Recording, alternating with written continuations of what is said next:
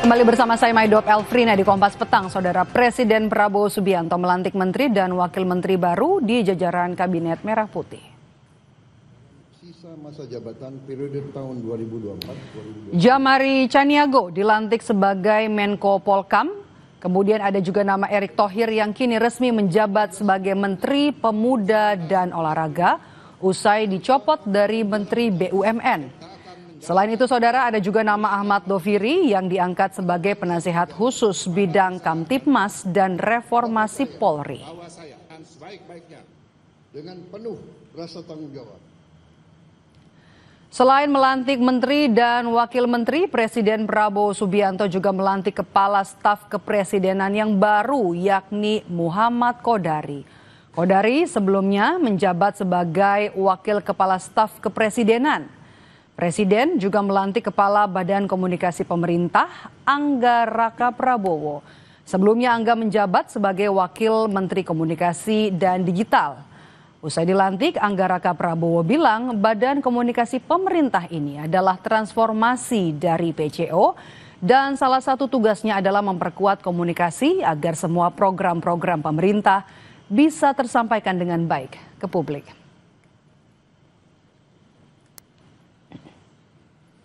Dua kursi menteri dan wakil menteri yang kosong selama sepekan akhirnya kini terjawab. Lalu sudah tepatkah penempatan orang-orang baru di pos kementerian dan juga lembaga di Kabinet Prabowo?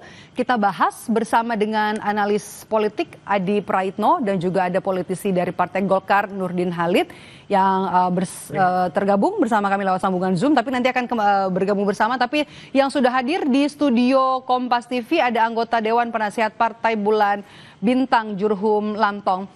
Selamat petang Pak Jurhum. Selamat petang Mbak. Tapi kalau misalnya kita lihat nih setelah kemudian ada Pak Yusril ya yang juga merupakan ex dari Partai Bulan Bintang adalah nama Pak Afrian Syahnur. Betul. Ya kan, oke. Pernah jadi bagian dari Partai Bulan Bintang, kemudian sekarang dilantik oleh Presiden Prabowo Subianto. Ada jabatan di Kabinet Merah Putih. Track record atau rekam jejak dari seorang Afrian Syahnur? Ya baik. Pertama selamat dulu kepada bapak-bapak yang telah mendapat jabatan amanah, jabatan baru kepada, ini kita ngebahas Pak Afrian Syahnur, sahabat saya. Pak Afrian Syahnur itu waktu pencalonan Pak Prabowo dan Pak Gibran, beliau adalah sekjen dan beliau dengan Pak Yusril menandatangani sebagai pengusung calon presiden, pasangan calon presiden dan wakil presiden pada waktu Prabowo Gibran. Jadi track recordnya jelas bahwa beliau adalah pendukung dari Pak Presiden Pak Prabowo sekarang ini begitu. Jelas lah gitu. Jelas track recordnya. Oke, baik. Saya sudah bergabung juga Adi Praitno dan juga politisi Partai Golkar, ada Pak Nurdin Halid dengan Maidop di sini, ada Pak Jurhum juga di sini. Mas Adi dan juga Pak Nurdin. Saya ke Mas Adi. Mas Adi Prai, bagaimana Anda membaca pilihan-pilihan dari Prabowo Subianto? Arah kerja kabinet terlihatkah dari nama-nama yang mengisi atau dilantik hari ini? Ya, saya kira memang kalau kita mau jujur ya, dari sekian begitu nama yang hari ini dilantik, baik sebagai menteri, kemudian juga wakil menteri, penasihat khusus, termasuk juga kepala badan, saya kira overall menurut saya adalah nama-nama yang saya kira cukup familiar di bidang politik ya. Dan tentu harapan terbesarnya dari publik adalah soal pembuktian kinerja. Karena sebenarnya punya pengalaman politik, kemudian punya track record, termasuk juga punya nama besar. Itu percuma kalau ketika kepercayaan ini diberikan oleh Presiden dan pemerintah tidak bisa dijawab dengan kerja-kerja yang terukur dan kerja-kerja yang kemudian bisa sangat layak untuk dibanggakan. Karena bagi kita secara umum sebagai publik, sebagai rakyat Indonesia, pembuktian kinerja itulah adalah segala-galanya.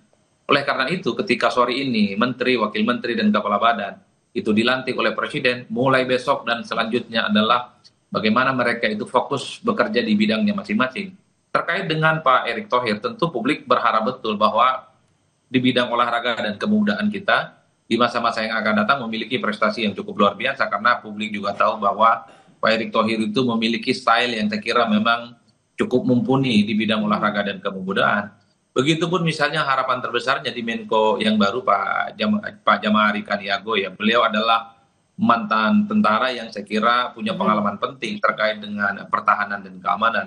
Sehingga peristiwa-peristiwa yang terjadi kemarin akhir Agustus kelabu menurut saya bisa dimitigasi dan tidak ada hal-hal yang kemudian tidak sesuai dengan kaidah-kaidah demokrasi. Begitupun misalnya kalau kita melihat KSP ya, Kodari saya kira adalah mantan surveyor dan juga adalah pengamat politik, pengalaman dan jam terbangnya di bidang politik saya kira juga sangat layak untuk diperhatikan secara signifikan. Inilah yang saya sebut semacam bahwa ada harapan baru sebenarnya, ada semacam perbaikan bagaimana dari sisi internal pemerintah dan istana itu mampu memberikan sentuhan-sentuhan yang bisa mengklirkan semua pesan-pesan politik yang muncul di istana. Termasuk misalnya ada Pak Anggaraka yang saya kira kita tahu beliau itu adalah orang kepercayaan presiden dan saat ini adalah ditunjuk sebagai kepala badan bidang komunikasi pemerintah.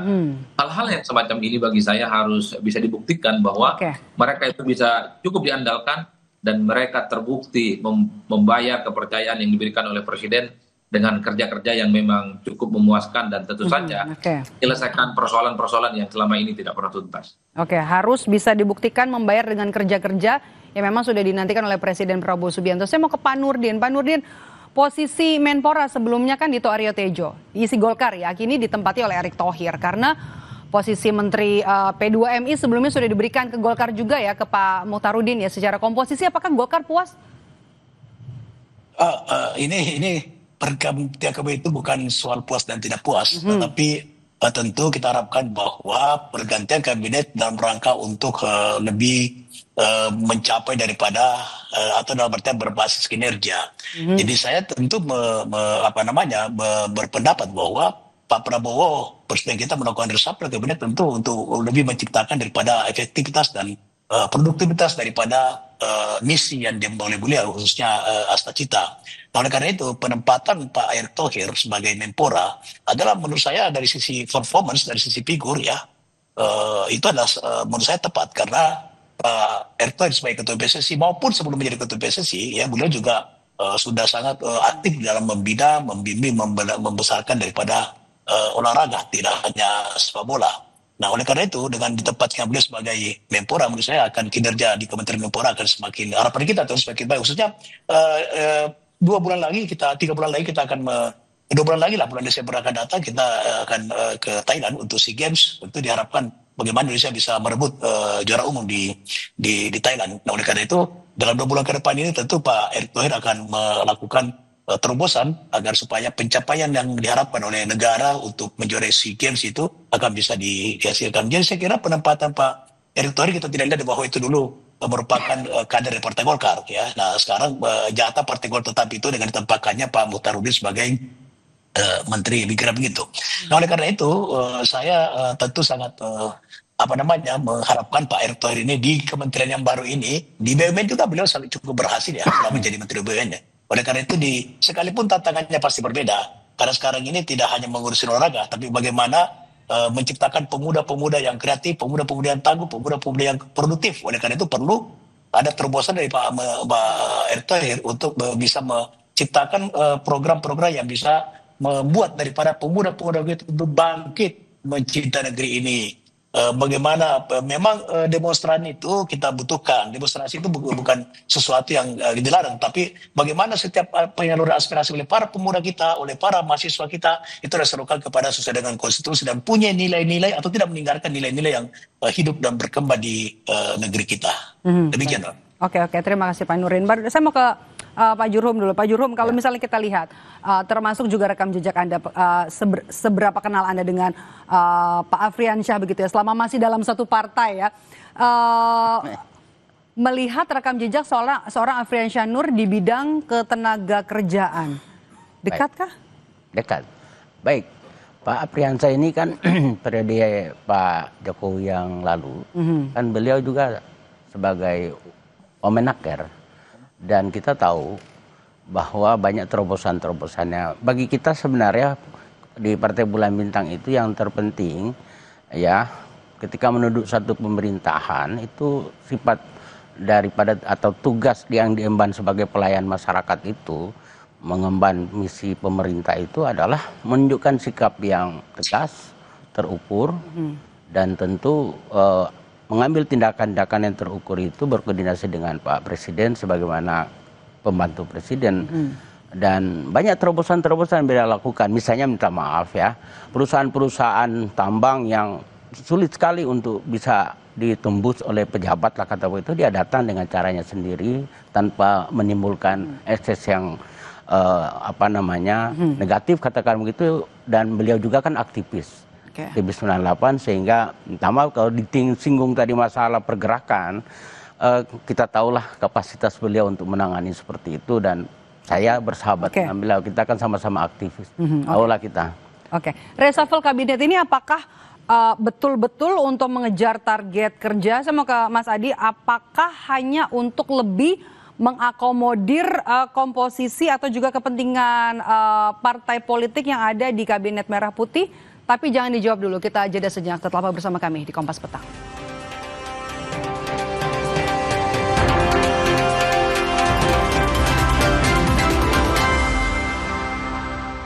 Pakai sugar dulu. Wah.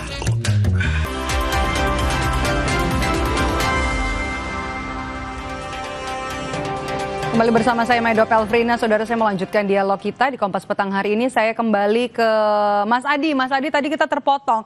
Reshuffle kabinet kali ini memang untuk mengejar target kerja atau hanya untuk memastikan komposisi kepentingan-kepentingan politik atau partai politik di kabinetnya Pak Prabowo?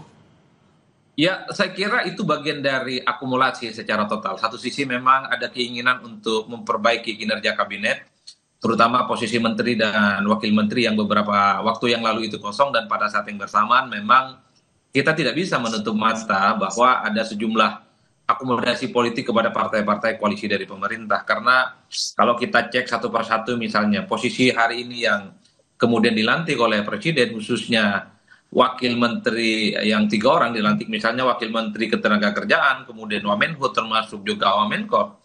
Saya kira itu adalah orang-orang yang selama ini terkonfirmasi sebagai bagian dari kader partai politik. Bagi saya sebenarnya, Maidov, secara prinsip per hari ini sudah tidak relevan lagi sebenarnya apakah menteri itu dari partai politik, apakah menteri itu berasal dari kalangan profesional, apakah dia juga berasal dari kerja-kerja yang selama ini misalnya di bidang ahli tertentu.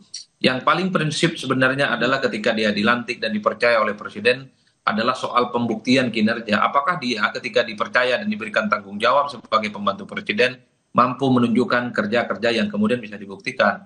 Hanya dengan cara itu persoalan politik akomodasi, soal sharing power, persoalan ini adalah politik merangkul, itu akan hilang seketika ketika kerja-kerja menteri, wakil menteri, dan kepala badan yang hari ini dilantik itu mendapatkan apresiasi yang cukup positif. Misalnya Pak Erick Thohir kalau kemudian di periode-periode yang akan datang mampu membuat bagaimana persoalan sepak bola kita dan olahraga kita secara umum itu layak dibanggakan, apalagi di 2026 misalnya Indonesia timnas bisa main di Piala Dunia. Saya kira ini akan menjadi capaian yang luar biasa. Publik percaya itu terkait dengan itu semua. Mas Adi, selain melihat gaya Prabowo dalam menggeser orang-orang, terutama orang-orang dekatnya ke kabinet, ada Anggaraka, kemudian juga Menko Polkam juga kan orang dekatnya Prabowo. Apa yang Anda baca dari sini? Ya, saya kira memang untuk posisi-posisi penting, posisi-posisi strategis ya. Belakangan ini setelah ada 2 kali reshuffle, yaitu terutama ketika ada pelantikan menteri 2 minggu yang lalu dan hari ini, saya kira satu hal pesan politiknya bahwa ketika ada agenda-agenda politik strategis, itu memang sepertinya harus dipercayakan kepada orang-orang yang berada di inner circle kekuasaan dan cukup dekat memahami bagaimana visi misi dan karakter dari Pak Prabowo Subianto. Misalnya terkait dengan Kepala Badan Komunikasi Pemerintah, itu kan dijabat oleh Anggaraka. Tentu harapan terbesarnya adalah supaya komunikasi publik para pejabat-pejabat di sekitaran istana itu tidak seperti yang dahulu kala. Tidak seliptang, tidak kemudian menimbulkan kegaduhan dan tidak menimbulkan huru-hara. Itu penting karena saya kira gara-gara komunikasi politik para menteri dan wakil menteri beberapa waktu yang lalu, sentimen negatif kepada pemerintah kan juga mulai cukup signifikan. Termasuk juga misalnya soal Menko yang saya kira kita tahu beliau itu adalah orang yang juga cukup dekat dengan Pak Presiden hari ini. Apalagi kita berkaca kepada peristiwa demonstrasi Agustus lalu, saya kira Maidov inilah yang saya sebutkan bahwa posisi-posisi strategis, posisi-posisi penting itu memang sangat penting deliver kepada orang-orang yang cukup dekat dan memahami persis bagaimana keinginan Prabowo. Dan bahkan kita tahu Menkop itu kan sangat tergantung dan sangat terkait soal bagaimana koperasi Desa Merah Putih itu bisa diwujudkan dan direalisasikan. Makanya yang jadi menteri itu adalah Pak Julian Toro. Saya kira itu adalah pesan politik yang cukup sederhana untuk memastikan bahwa program strategis presiden harus minimal mandatorinya dieksekusi langsung oleh orang-orang yang cukup dekat dengan presiden. Oke, saya mau ke Pak Nurdin. Ini kan figur dekat juga masuk kemudian merapat ke kabinetnya Prabowo Subianto. Perombakan kabinet reshuffle ini sudah terjadi 2 kali ya, tadi sudah disampaikan. Apakah untuk reshuffle kabinet ini partai koalisi diajak bicara juga? Saya kira begini ya, bahwa presiden melakukan reshuffle tentu pendekatannya agar supaya visi misi beliau khususnya bagaimana mewujudkan asta cita yaitu bisa tercapai dan kinerja para kabinet itu adalah terukur dan bisa dievaluasi oleh Bapak Presiden secara langsung terhadap tingkat keberhasilan maupun kegagalan. Tentu yang diharapkan adalah keberhasilan yang tinggi. Nah itu merupakan basis kinerja daripada kabinet, tentu menjadi pertimbangan. Jadi bukan soal dekat dan tidak dekatnya seseorang yang dipilih Bapak Presiden. Tapi juga faktor kedekatan bukan sesuatu yang mustahil. Tapi yang paling penting di sini saya kira Pak Presiden tetap pada prinsip kapabilitas, kapasitas daripada personal yang bersangkutan. Kalau kita lihat yang diangkat ini kan mungkin memang Mas Adi ada benarnya bahwa mungkin ada akomodatif politik, tapi bukan bagi-bagi kekuasaan ya. Tetap pendekatannya kepada mungkin berasal dari partai politik, tetapi seseorang yang disodorkan oleh partai politik itu pada yang memiliki kemampuan untuk menjadi menteri, memiliki kapabilitas dan sebagainya. Jadi bukan hanya kebetulan dia orang partai, tapi oleh karena itu kita jangan melihat daripada kita menciptakan dikotomi antara orang partai, orang non partai, orang profesional dan sebagainya. Kita lihat daripada kapasitas seseorang mumpuni nggak dia untuk menjadi menteri. Oleh karena itu kita lihat nanti seberapa jauh kinerja bisa menjawab daripada harapan Bapak Presiden. Ya tentu kita mendorong, kita mengharapkan bahwa yang dipilih presiden adalah orang-orang yang memang tepat di bidangnya atau paling tidak bisa menjalankan secara maksimal secara politik daripada asta cita yang dicanangkan oleh Bapak Presiden. Dan kalau kita lihat ya program Bapak Presiden sekarang betul-betul berorientasi kepada kepentingan orang banyak, bukan kepentingan orang seorang. Kapasitas dan kapabilitas ya Pak Nurdin ya. Iya. Ini menarik juga untuk membahas seorang Erick Thohir yang kemudian sekarang ditunjuk sebagai Menpora gitu, yang juga saat ini menjabat sebagai Ketua Umum PSSI dengan rekam jejak pernah jadi mantan Ketua Umum PSSI. Kemudian bagaimana ini melihat aturannya? Ya, saya kira memang Pak Erick Thohir suka tidak suka, mau tidak mau harus melepas jabatannya sebagai Ketua Umum PSSI karena beliau sekarang adalah menjadi pemimpin di semua cabang olahraga. Tentu beliau akan merancang berbagai kegiatan, kemudian beliau program kerja, kemudian menjadi yang mengkoordinir semua, yang mengkoordinir semua dari sisi regulasi, ya, kemudian dari sisi pembinaan. Nah tentu kita harapkan Menpora yang baru ini akan bisa mengakomodir semua kepentingan cabang olahraga sehingga kita bisa menjuari event-event internasional, ya, khususnya bulan Desember SEA Games, kemudian tahun depan Asian Games, kemudian Olimpiade 2028. Nah oleh karena itu Pak Erick ya tentu segera akan melepas jabatan sebagai Ketua Umum PSSI karena sesuatu yang bukan tidak etis ya, tidak masalah juga sebetulnya, tetapi itu akan tentu menciptakan daripada sesuatu yang bisa ada bukan kecemburuan tapi menganggap bahwa ini tidak etis lah kalau seorang menteri pemuda dan olahraga yang dimana dia harus mengayomi, dia harus membuat terobosan program yang bisa berarti Erick Thohir harus mundur ya dari Ketua Umum PSSI ya? Iya, kalau menurut saya dia harus segera mengundurkan diri karena beliau adalah sudah menjadi pemimpinnya seluruh cabang olahraga se-Indonesia, kira-kira gitu. Oke, menarik untuk membahas siapa penggantinya karena nantinya harus mundur begitu ya seorang Erick Thohir. Saya ke Pak Jumhur, Pak Jurhum terakhir, maaf Pak. Kalau misalnya kita bisa lihat ada ekspektasi begitu ya kan Pak Prabowo kepada orang-orang yang kemudian dilantik termasuk juga Afrian Syahnur. Sebagai orang yang pernah dekat gitu berada di dalam satu partai, kemudian juga sebelumnya juga orang yang digantikan ini juga punya track record yang dicopot begitu, ada tersangkut kasus korupsi. Apa yang terakhir mau Anda sampaikan? Saya pikir gini ya, kita bersyukur bahwa Pak Prabowo melihat bahwa potensi Pak Afriansa Nur ini yang memang dikader di dalam Partai Bulan Bintang itu ketika dipercaya kembali berarti kan ada nilai-nilai yang bisa dipertahankan tentang tanggung jawab, tentang kapabilitas dan track recordnya. Tapi ya barangkali yang perlu juga disoroti adalah problem ketenagakerjaan kita ini kan luas sekali, kepastian tentang agar tidak terjadi PHK dan seterusnya, dan juga tanggung jawab yang luas. Dan sesungguhnya yang perlu kita usulkan juga atau kita tekankan agar Pak Afriansa memperhatikan aspek itu adalah proteksi terhadap hak-hak daripada pekerja. Dan saya lihat apa yang dia lakukan separuh dari ketika dia menjawab yang lalu Amenaker, dia lakukan itu. Dan kita berharap ini bisa ditindaklanjuti.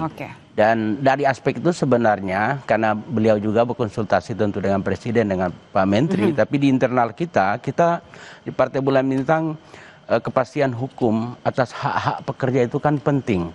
Dan ini menjadi hal yang memang kita kuatkan sifat itu gitu loh.